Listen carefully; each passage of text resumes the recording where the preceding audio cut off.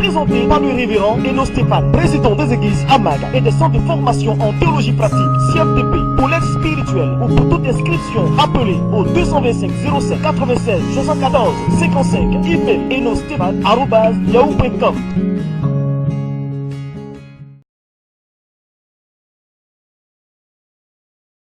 Alors, lorsqu'il fut arrivé près de la foule, un homme vint se jeter à genoux devant Jésus et dit: Seigneur, aie pitié de mon fils qui est lunatique et qui souffre cruellement. Il tombe souvent dans le feu et souvent dans l'eau. Seigneur, merci pour cette parole. Nous prions que tu la développes, que tu nous aides à la comprendre et que tu nous aides à la dispenser. Merci de te glorifier. Son nom puissant, Jésus, nous t'avons prié. Amen. Et donc, nous voyons ici Christ qui se trouvait au pied de la montagne de la transfiguration. Et il arrive ici. Pourquoi est-ce qu'on appelait la montagne de la transfiguration? Parce que quand vous regardez à partir du verset 1 jusqu'au verset 13, nous voyons un événement glorieux qui s'était produit là-bas, à savoir la transfiguration, le changement de l'aspect de Christ, de l'aspect normal que nous connaissons à un être humain, à un aspect glorieux, un aspect éblouissant qu'on connaît aux anges, aux créatures célestes. Et nous voyons dans ce passage, nous allons le lire après, à la maison, dans d'autres situations certainement, à partir du verset 1 jusqu'au verset 13, Christ était monté avec Pierre, Jacques et Jean. Et donc, il était monté avec 3 apôtres sur la montagne pour aller se recueillir, ensuite pour aller leur faire vivre des expériences spirituelles, afin que cela contribue à leur édification, puisque ces 3, comme nous le constatons, étaient considérés comme des colonnes dans l'église. Donc, il fallait qu'ils reçoivent un enseignement un peu plus poussé, ou qu'ils vivent des expériences un peu plus poussées. Et c'est ce qui, certainement, avec l'idée de notre Seigneur, à les emmener là-bas. Mais il avait pris soin de laisser les 9 autres en bas pour pouvoir se charger de vaquer aux occupations quotidiennes. C'est-à-dire que les gens connaissaient Christ en tant que prédicateur, en tant que celui qui faisait du bien, en tant que celui qui apportait la guérison à ceux qui étaient malades, en tant que celui qui apportait la délivrance à ceux qui étaient opprimés.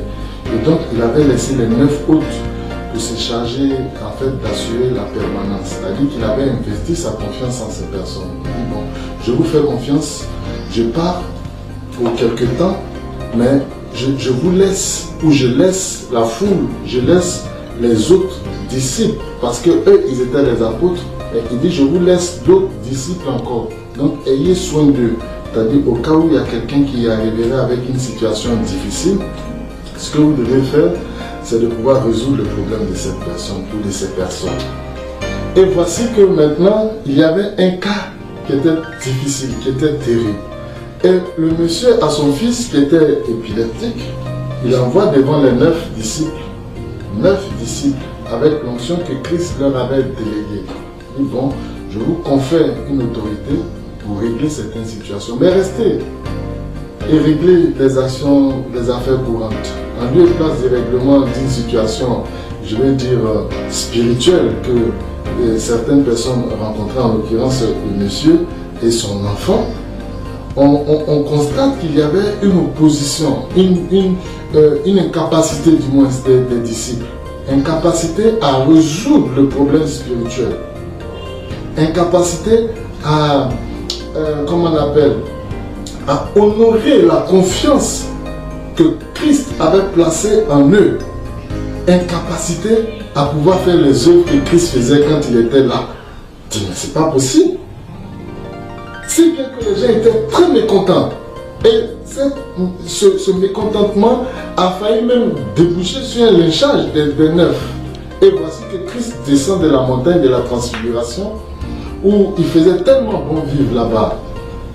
Ce qui se traduit par l'attitude de Pierre, qui avait voulu même qu'il dresse des tentes pour Élie, pour Moïse, pour Christ, et qui reste là même sur la montagne, parce que la présence de Dieu est tellement glorieuse, est tellement paisible, est tellement intéressante. C'est-à-dire qu'ils avaient voulu même s'éterniser là-bas. Ils disent non, vous ne savez pas ce que vous demandez. Nous devons retourner parce que la mission n'est pas encore finie. Il y a un temps pour prier et il y a un temps pour s'occuper des opprimés. On ne passe pas tout le temps dans la prière. Mais il y a bel et bien un temps pour pouvoir vivre les expériences spirituelles, mais il y a aussi un temps pour pouvoir manifester, pour pouvoir servir. Et donc, ils descendent pour venir maintenant voir ce qui s'est passé et continuer le ministère de manière, je veux dire, ordinaire. Et qu'est-ce qu'ils voient? Maintenant, nous allons le lire ensemble au verset 16. Au verset 15 du moins, le monsieur dit, Seigneur, aie pitié de mon fils qui est lunatique et qui souffre cruellement. Il tombe souvent dans le feu et souvent dans l'eau. Je l'ai amené à tes disciples et ils n'ont pas pu le guérir. Les disciples n'ont pas pu le guérir. Alors, qu'est-ce que le Seigneur peut faire? Le Seigneur pouvait dire, mais non, mais vous savez, ils sont encore jeunes, ils sont encore immatures, ils sont encore frêles. Il faut les comprendre, ils n'ont pas la même onction que moi. Il faut les comprendre, ce cas-là est un cas vraiment qui les dépasse, c'est un cas qui est élevé. Mais nous allons être surpris et nous allons être étonnés par la réponse du Seigneur. Alors, continuons notre méditation au verset 17. Le Seigneur dit, race incrédule et perverse, répondit Jésus. Jusqu'à quand serai-je avec vous? Jusqu'à quand vous supporterai-je? Amenez-le-moi ici. Je crois que si on t'avait dit ce genre de paroles dans l'église, tu allais dire, mais non, si c'était Christ même, Christ n'allait jamais me parler comme ça. Pourquoi est-ce que le pasteur, pourquoi est-ce que les responsables sont assez durs? Mais je vous assure, si même un responsable te disait même race incrédule et perverse, je crois que tu allais fuir l'église même. Peut-être même tu allais rester à la maison, je ne sais plus où tu allais te retrouver. Peut-être tu allais même amener tout un groupe de personnes même à déserter l'église. Tu allais dire non, ça c'est pas un homme de Dieu. Parce que comment un homme de Dieu peut dire des choses aussi dures? Mais ces paroles étaient à la dimension de la faute des responsables, de ce qu'ils avaient fait. Et voilà un peu le délit de ces différentes personnes. Au verset 18, Jésus parla sévèrement au démon qui sortit de lui, et l'enfant fut guéri à l'heure même.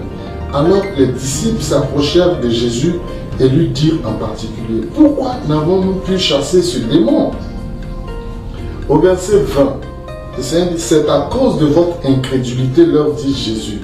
Je vous le dis en vérité, si vous aviez de la foi comme un grain de sénévé, vous diriez à cette montagne, transporte-toi d'ici là, et elle se transporterait. Rien ne vous serait impossible. Mais cette sorte de démon ne sort que par le jeûne et par la prière. Le délit des disciples était l'incrédulité ici. L'incrédulité qui est une négation de la puissance de Dieu, qui est une négation de la bonté de Dieu. L'incrédulité qui est une exagération de la puissance du diable, qui est une exagération au détriment de la puissance, de la toute-puissance de Dieu.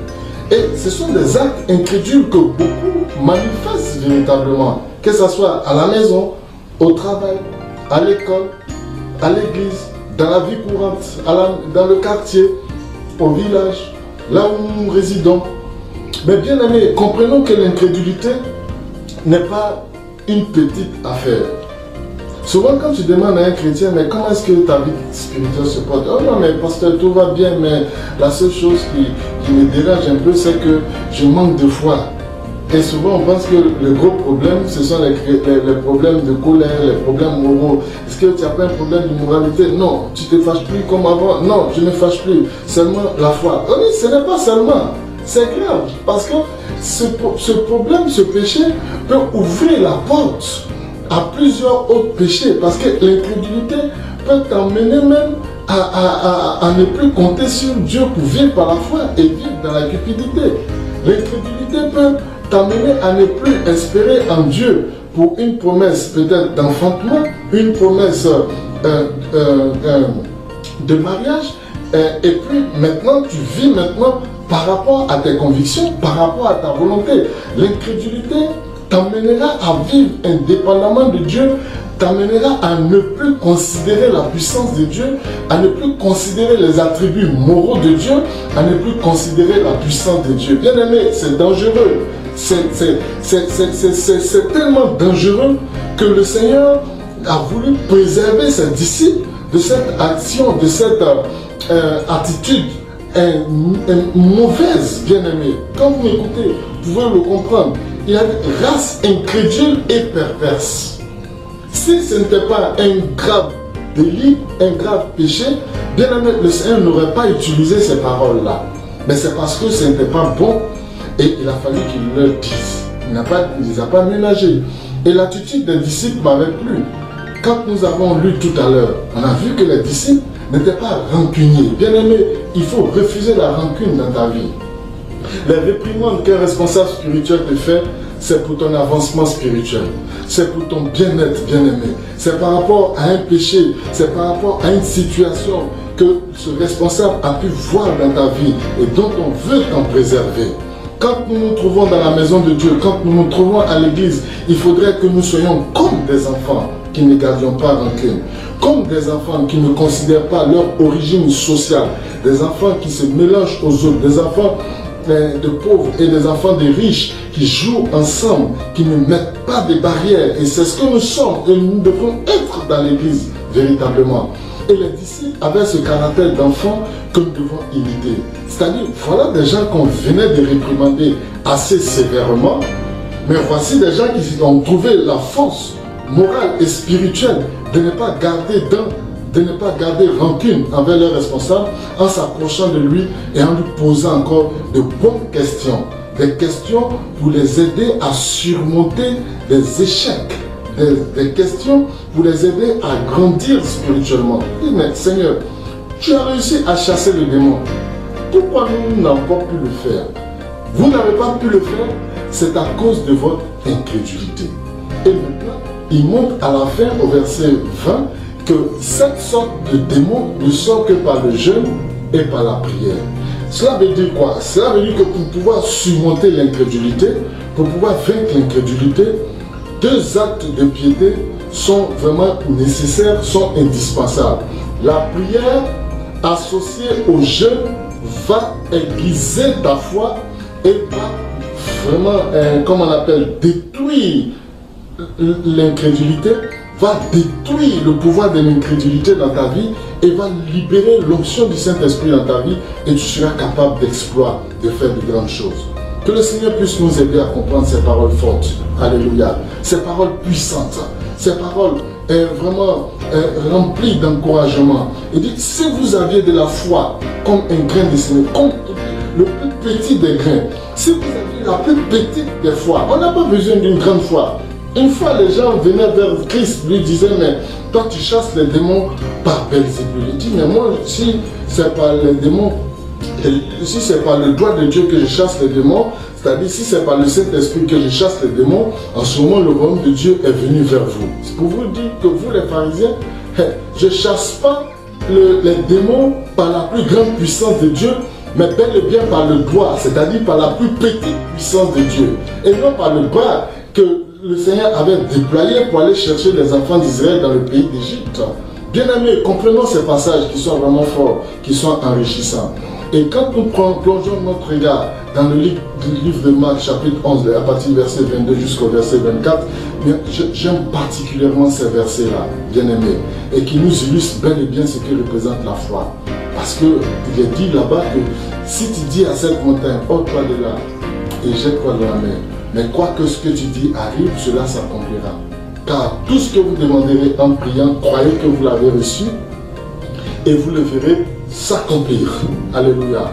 On déclare, puis on voit le résultat. Dans le domaine de la foi, nous ne marchons pas dans le domaine cartésien. Celui qui marche par la foi, il déclare avant de voir les résultats. Il proclame la guérison, il proclame la délivrance, il annonce le résultat avant de pouvoir le voir et avant de pouvoir le démontrer. Celui qui marche dans le domaine cartésien, bel et bien, ne pourra pas véritablement prospérer dans le domaine du christianisme.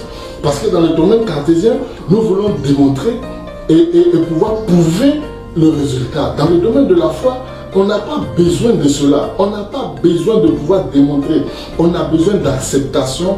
On a besoin de marcher dans l'invisible. On a besoin de marcher dans l'espérance. On a besoin de marcher par rapport à ce que nous ne voyons pas, non par la vue, mais nous marchons par bel et bien la foi qui est décrite en Hébreux chapitre 11 à partir du verset 1, mais vous pouvez le lire aussi et voir le verset 6 qui dit que sans la foi, il est impossible de plaire à Dieu et de lui être agréable. Au verset 1, il est écrit que la foi est une ferme assurance des choses qu'on espère, une démonstration de celles qu'on ne voit pas. Une démonstration des choses qu'on ne voit pas. On espère quelque chose, on démontre ce qu'on ne peut pas voir, mais en même temps, c'est ce que Dieu demande. Parce que par la foi, avant que le monde ne fût créé, Dieu avait déclaré que la lumière soit et la lumière fut. Il n'a pas d'abord créé pour pouvoir croire, il a déjà déclaré, il a appelé à l'existence ce qui n'existait pas et ce qui n'avait pas de nom. Bien aimé, quelle que soit la difficulté devant laquelle tu te trouveras dans ta vie personnelle, ou un des proches de tes proches se trouvera, ou une des personnes dans ton entourage se trouvera, bien aimé, tu as la possibilité d'utiliser la foi que le Seigneur t'a donnée. Et laissez-moi vous dire encore quelque chose en guise de conclusion, bien aimé. C'est que le Seigneur est mort, il est ressuscité, mais il n'est pas resté sur terre. Le Seigneur est monté aux cieux. Et les dernières recommandations du Seigneur, c'était de faire quoi? C'était de faire quoi? D'aller de par le monde entier et de faire de toutes les nations des disciples. C'était de pouvoir prêcher son évangile. Il disait, allez, je vous donne ma puissance pour que cela puisse vous rendre encore recommandable comme étant mes serviteurs. Je vous donne mon autorité, je vous donne ma protection, je vous donne la capacité d'être exaucé. Allez avec cette force que je vous donne. Mais qu'est-ce que nous constatons? On constate des chrétiens peureux, des chrétiens désobéissants, des chrétiens timides, des chrétiens ne répondant pas à l'appel missionnaire pour je ne sais quelle raison. Bien aimé, le Seigneur nous a fait confiance comme il avait fait confiance aux 9 qui étaient restés au pied de la montagne pour résoudre le problème de certaines personnes, pour résoudre le problème de l'humanité mourante. Le Seigneur nous fait confiance.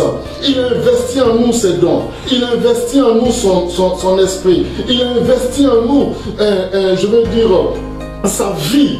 Il a investi en nous beaucoup de choses. Il nous a arrachés d'un monde des ténèbres pour que nous, en retour, nous puissions aussi atteindre des multitudes. Mais qu'est-ce que tu fais de la grâce? Qu'est-ce que tu fais de la confiance que le Seigneur t'a témoigné? Bien-aimé, si tu ne te ressaisis pas, un jour, il te traitera comme il a traité ses disciples, en leur prodiguant, en leur proférant ces différentes paroles. Race incrédule et perverse. Il est mieux pour toi de te ressaisir d'être ce message que tu entends. Que le Seigneur te visite ce jour, qu'il déploie, qu'il ravive l'onction qui était en train de mourir en toi, le zèle qui était en train de mourir en toi, que tu reviennes à ton premier amour. Que le Seigneur bénisse sa parole et que le Seigneur te bénisse toi qui m'écoutes. Que le Seigneur te touche, que le Seigneur te fortifie, que le Seigneur te relève là où tu étais tombé. C'est au nom puissant de Jésus que nous avons prié. Amen. Amen.